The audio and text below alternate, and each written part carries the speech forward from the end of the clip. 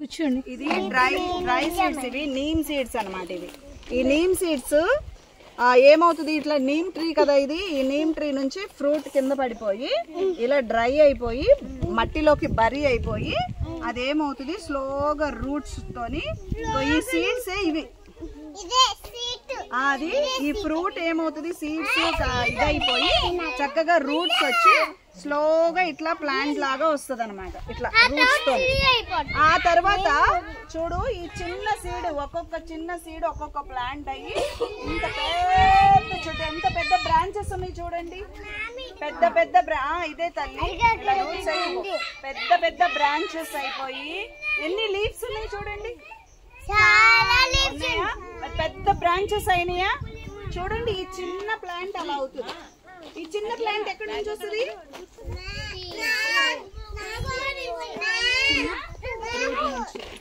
ఇంకోటి అర్థమైందా?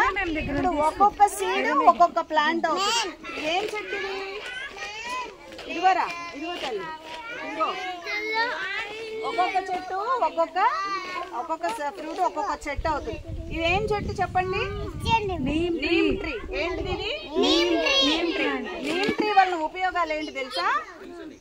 ఇది చేదుగా ఉంటుంది కాబట్టి దీని యొక్క గాలి చాలా మంచిది మనకి.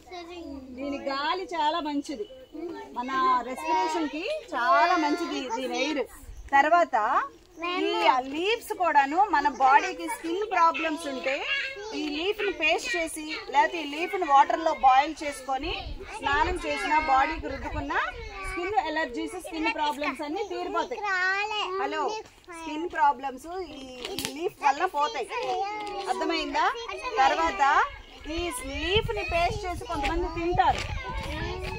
ఈ చేదు ఎప్పుడైతే బాడీలోకి వెళ్తుందో బాడీ లోపల ఉన్న పారాసైట్స్ అన్ని చనిపోతాయి. అంటే బ్యాక్టీరియా అంతా చనిపోయి బాడీని చాలా మంచిగా ఫ్రెష్ గా ఉంచుతుంది. మరి ఇది మంచిదా కాదా?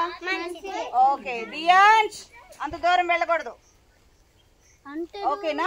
ఇప్పుడు ఈ బార్క్ ఉంది కదా, ఈ బ్రాంచెస్ కింద బార్క్స్ ఉన్నాయి కదా, ఇంత స్టిక్స్ గా తీసుకొని ఇదివరకు రోజుల్లో బ్రషెస్ ఉండేవి కాదు, దీంతోనే పళ్ళు తోముకునేవాళ్ళు.